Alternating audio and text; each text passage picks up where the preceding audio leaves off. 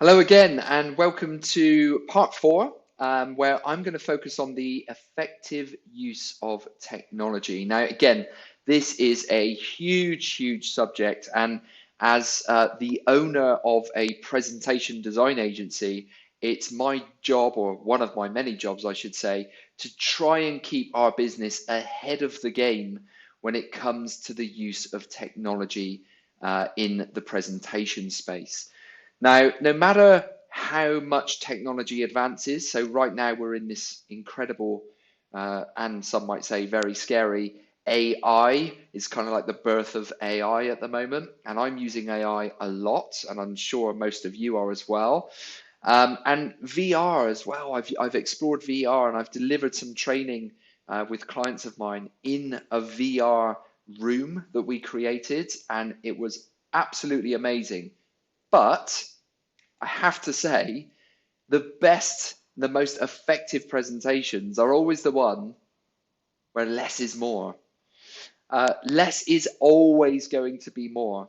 Because let's face it, when you're presenting to an audience who is just as busy as you are, probably doesn't have the time to be in the audience anyway, and is at the back of their mind thinking about emails and other meetings they've got coming up, those types of people, which is nearly everyone, they're not going to want the added complexity of diving into a VR room or some kind of crazy technology that they have to install just for this presentation. So keeping it simple is definitely the best way to go.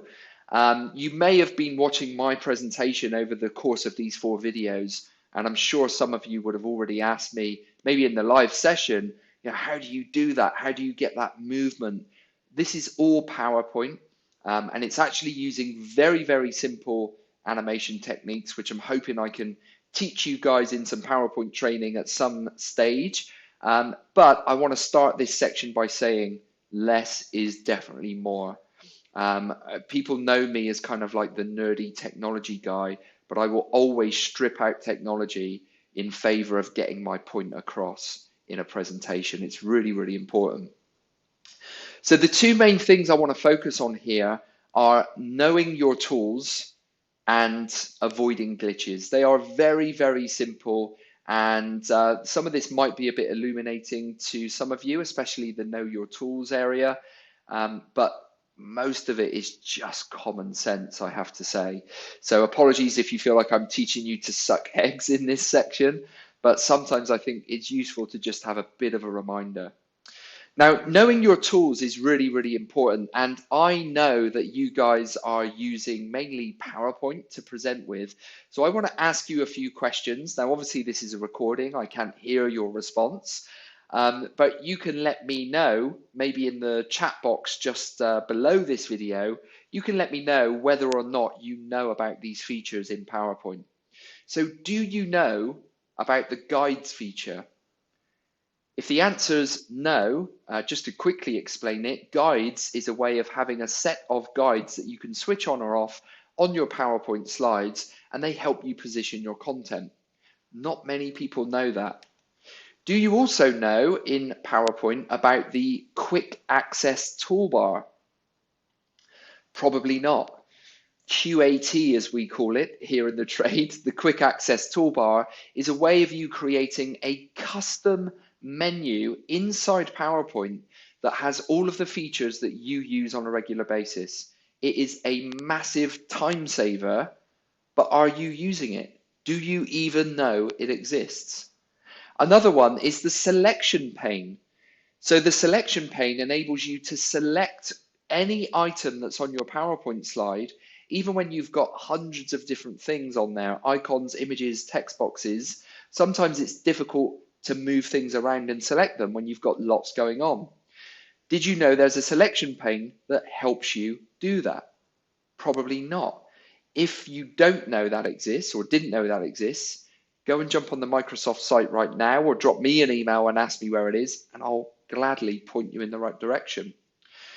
The Pexels image library that you can plug directly into PowerPoint and gives you access to over 500,000 royalty-free images. Did you know you can have that directly inside PowerPoint? Probably not. So the point I'm trying to make here is if you use PowerPoint for all your presentations, why don't you know about those things? We should make it our job to know about those things. We don't have to all become experts, and I don't want you to become experts because that's my job, but those things are some things that can save you so much time. So please take it upon yourself to have a look at them or drop me an email and I can message all of you with a little explanation. Now I'm just going to move my video feed to one side here, maybe into the middle, just so you can see the title. Now, wireless clickers as well, regardless of whether you use PowerPoint or Prezi or whatever it may be to present with, you're probably going to be using a wireless clicker of some kind. Now, if you do, please do not use the laser pointer function. That should have died out in the 90s. I still see people using it today and wiggling this little red dot around on the screen. And all it does is make people go like this, like a bunch of, cats. And it's ridiculous. Please stop using it. What I would recommend you have a look at is one of these. Now I'm going to hold this up to the webcam so you can maybe see it a little bit closer. This is a Logitech Spotlight remote, and it doesn't have a red laser pointer option, but what it enables me to do is highlight areas of my slide.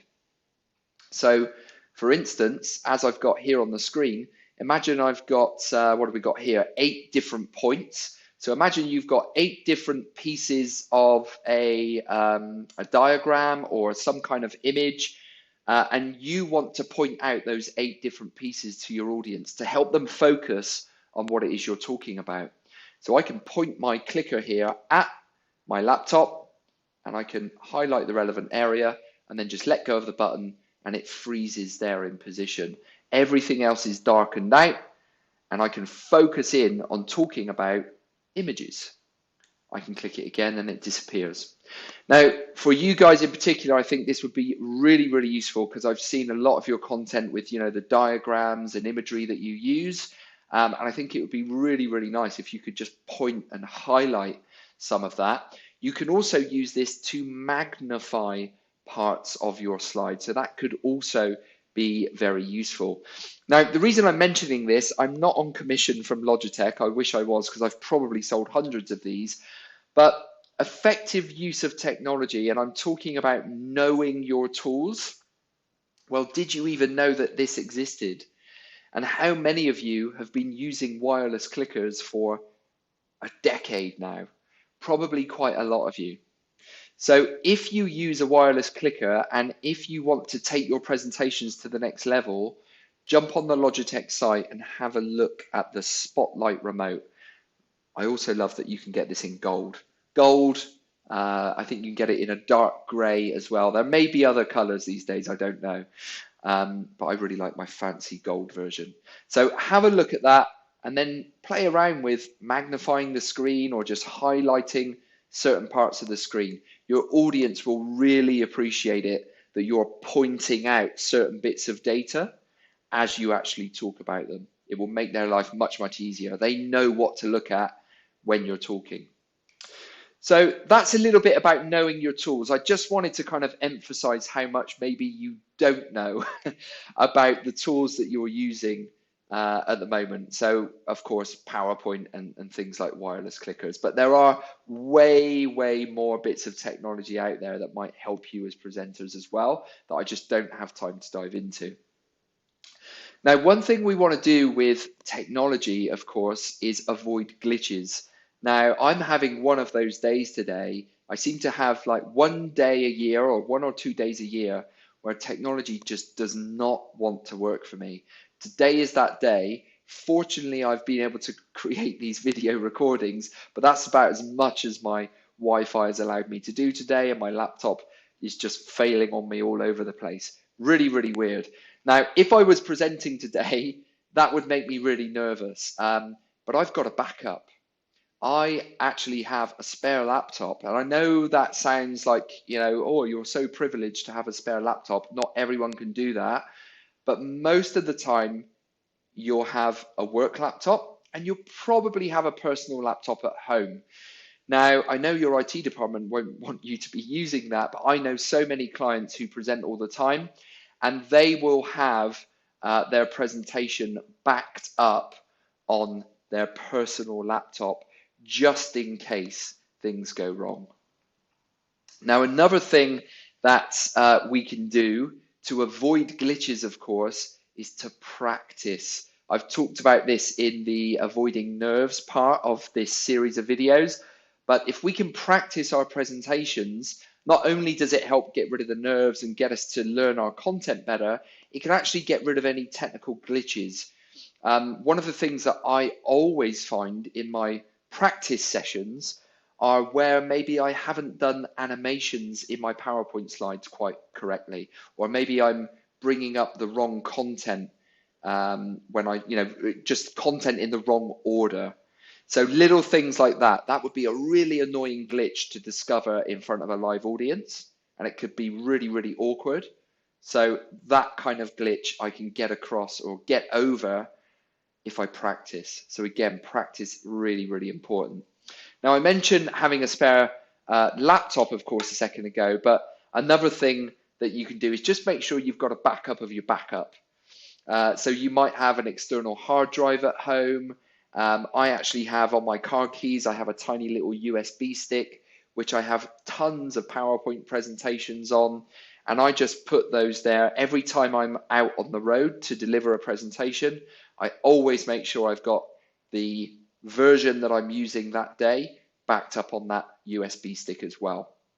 I've done this for a long time now, over 15 years. I've only had to use that USB stick twice, but it's well worth getting into the habit of doing that for those two occasions because they were really big, important presentations. And the reason I had to use it, I think one time I wasn't allowed to use my own laptop. I actually had to give the organizers of that event the presentation so that they could run it from the laptop and I was just up on stage. And the other time was when I did have a laptop fail on me and I needed to use someone else's laptop. So it saved my bacon twice over the last 15 years, but hey, who's to say it won't happen again? It comes in threes, I suppose, so maybe I'm due the third one anytime soon.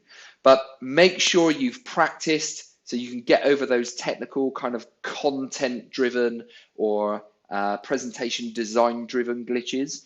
But then technology glitches, just make sure you've got a plan B, C, D, E, and F in place. Okay, really, really important not to just assume that we can open up our laptop and there's our beautiful looking presentation. Sometimes that won't be the case. So I know that kind of I'm stating the obvious in that area there, and I'd love to dive into more technology with you guys, particularly a lot of the stuff that I mentioned in PowerPoint. If you do want any more details on that, or indeed any more details on anything that I've covered in these 4 separate videos, then please do let me know. You guys have got my information and my details. You can reach out to me individually if you want to, or if collectively you get together and realize there's a bunch of subjects you'd like more info on, then feel free to kind of pull all of your feedback together and just fire that over as one email. And I'll do my best to get back to you as quickly as possible. But thank you for your time and your attention. I hope you found all of this content useful, and I look forward to speaking to you again, hopefully in person rather than on video. So take care and good luck out there presenting.